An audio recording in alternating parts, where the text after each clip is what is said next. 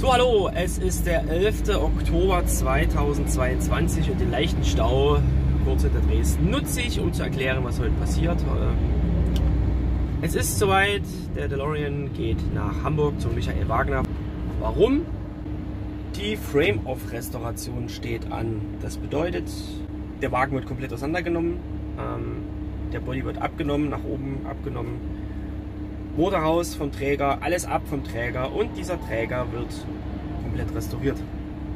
Also das bedeutet Entlackung, dann wird er verbessert, er wird geschweißt, wenn es Probleme gibt. Die Pumpe, tja, das war die Pumpe bzw. der Kompressor. Also, nochmal, es gibt wenig an dem DeLorean, was rosten kann, aber doch, ja, es kann was rosten, nämlich der Träger unten drunter. Der ist aus normalem Stahl und nach über 40 Jahren neigt der natürlich auch zum Rosten, ganz klar. So, also Frame-Off-Restauration, alles wird abgenommen.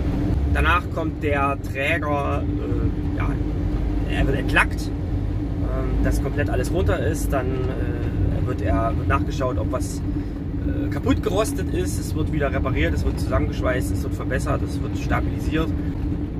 Wenn der Träger wieder schön ist, bekommt er eine Feuerverzinkung und dann werden die Gewinde wieder geschnitten und dann kommen 2 Lackschichten drüber.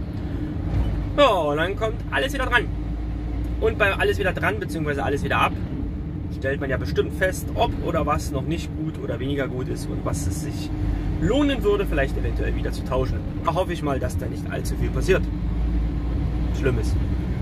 Naja, auf jeden Fall hoffe ich, dass der ganze Spaß nicht länger als 3 bzw. 4 Monate dauert.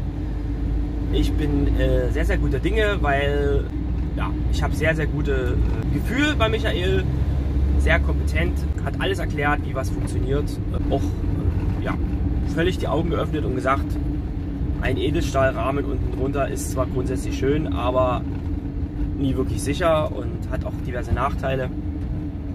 Deswegen die Restauration. Und weil es so schön ist, gucken, ob ich dran rankomme. Wir haben tatsächlich ja schon vor einigen, fast sogar Jahren festgestellt, dass der Rahmen ja überholbedürftig ist und ja, eine gute Werkstatt, die das bisher gemacht hat, Hörig in Ottendorf. Jetzt müsste man es mal spiegeln, ne? Also 2507. Gucken wir mal, wo Licht ist. Hier ist Licht. Ah, hier ist das Licht. So. Oh, 2507. Das ist die Rahmennummer. Die war hinten dran. Ich nehme es einfach mal mit und hoffe, dass man das noch verwenden kann und dass man es vielleicht wieder dran machen kann. Oder der Michael hat eine klügere oder bessere Idee. Ja, dann hoffe ich mal auf was Gutes und ich glaube, wir werden viele Fotos sehen, viele Videos von dieser Restauration, die ich dann mit einbaue. Film ab. Nach 5 Stunden Fahrt und einem Riesenstau mit einer Umleitung und einer Umleitung von der Umleitung und natürlich gab es noch eine Umleitung der Umleitung, sind es nur noch 44 Minuten bis nach Haslo. Spannung steigt und also ein bisschen wehmütig bin ich ja. Da ist er. Da oben.